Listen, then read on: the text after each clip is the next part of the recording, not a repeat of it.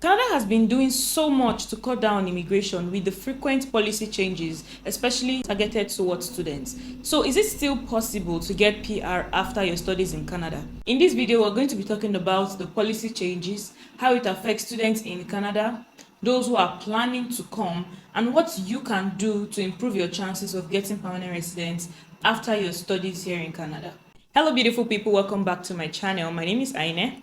On this channel, I share useful travel and immigration information. So if you would like information like this, you can consider subscribing to my channel. And if you love this video, please do not forget to give it a big thumbs up and share this video with your friends who will find this also very helpful. So considering the recent changes in immigration laws around studying in Canada, is it still possible to actually get a PR after your studies in Canada?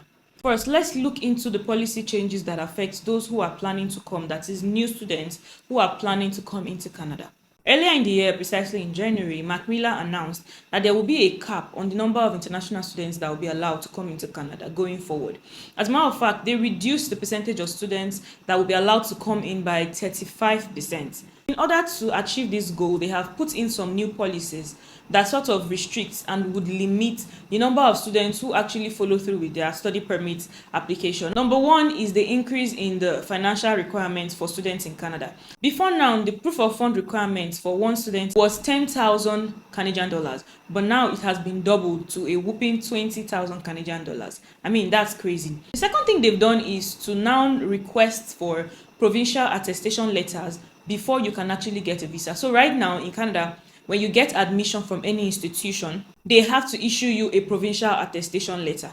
These provincial attestation letters, known as PAL, are issued by the province through these institutions. This basically means that they have put a cap on the number of students that each school can admit, because without that provincial attestation letter, you will not be granted a study permit. So if a school in Canada is only allowed 5,000 provincial attestation letters, of course they can only admit 5,000 students compared to what it used to be before, where schools can basically admit as many students as they think they can take. This is one step that the government has put in place to reduce the issue of fraud in terms of fake admission letters that have been flying around, to solve some of the problems of housing, because now there is housing crisis in Canada, meaning that there are so many people compared to the available houses. What can you do as a student looking to come and study in Canada to increase your chances of still getting permanent residence at the end of your studies? Number one is you want to be careful with the province that you're choosing. You want to be very intentional when choosing the province that you want to study in, okay? Some provinces have their in-demand occupations.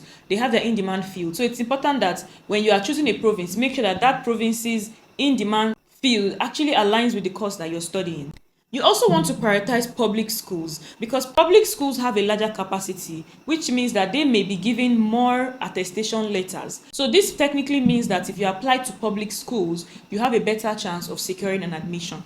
Thirdly, you want to focus on getting higher degrees, okay? There are a lot of complexities around pursuing certificate or diploma courses now in Canada, because there are a lot of restrictions, and when you come out with such courses, the chances of you actually getting PR is just really low compared to somebody who actually studied a master's degree. So when you're trying to look for a course to study in Canada, especially if your aim is to get permanent residence at the end of your studies, then I would advise that you focus on higher degree courses like master's or PhD.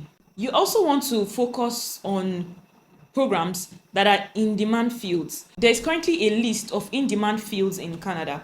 So for any students outside of Canada right now looking to come and study in Canada, it's important that you choose a program that is around that in-demand field, okay? This will definitely increase your chances of getting a job after you graduate, and also give you a very good chance of applying for postgraduate work permits after your degree. Another thing you want to do is to enhance your language skills, okay? You can try as much as possible to retake the language course and get a higher score.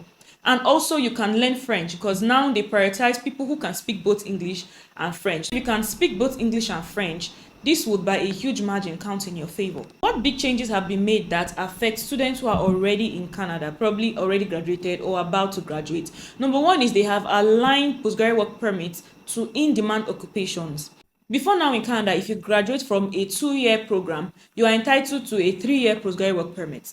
But now, before you can apply and get a postgraduate work permit, you must have graduated from a field that is in the in-demand list. This is actually huge because a lot of students have invested millions trying to come study in Canada with the hope that they would apply for PR at the end of their degree. But right now, without a PGWP, the chances of getting permanent resident is considerably low. Another big change that affects students already in Canada is the fact that before you can actually get a PGWP that exceeds 1 year, you have to have already secured a job offer from an employer in the in-demand occupation list. A lot of these policies are still in the works, which means that as time goes on, more information about these policies will be unfolded. Now, what can you do as a student who is already in Canada? One thing you can do is to start looking for LMIA jobs at least 3 months before the expiry of your study permit. Getting an LMIA job offer will definitely qualify you for a closed work permit, and this will definitely buy you some time to figure out what you want to do next. Although this is not very easy because LMIA jobs are pretty hard to get, but definitely it's worth a shot. Another thing you can do is to take another program that is in demand, okay? A program that is in the shortage field. This would allow you be able to easily apply for a PGWP and get at least 3 years PGWP after you graduate. Of course, this is going to take you more time and probably more money, but it's definitely better than facing the risk of being deported. So back to the question of this video, is it still possible to actually get a permanent residence after studying in Canada? Well, I would say the answer is a big yes, but it definitely comes with a lot more limitations, and this means that you need to do your homework. You need to put in time to research properly before taking the step towards becoming a student in Canada. And if you are already in Canada, try as much as possible to put the steps I have mentioned in this video into practice while you hope for the best. So if you're watching me right now, whether you're a student already in Canada or you're someone outside of Canada looking to come in as a student, what do you think about these policy changes? And how does this policy change affect your intention to actually come study here? Kindly leave your comments in the comment section, as I would love to read your views on this. Until my next video, guys, stay kind and stay safe. Bye.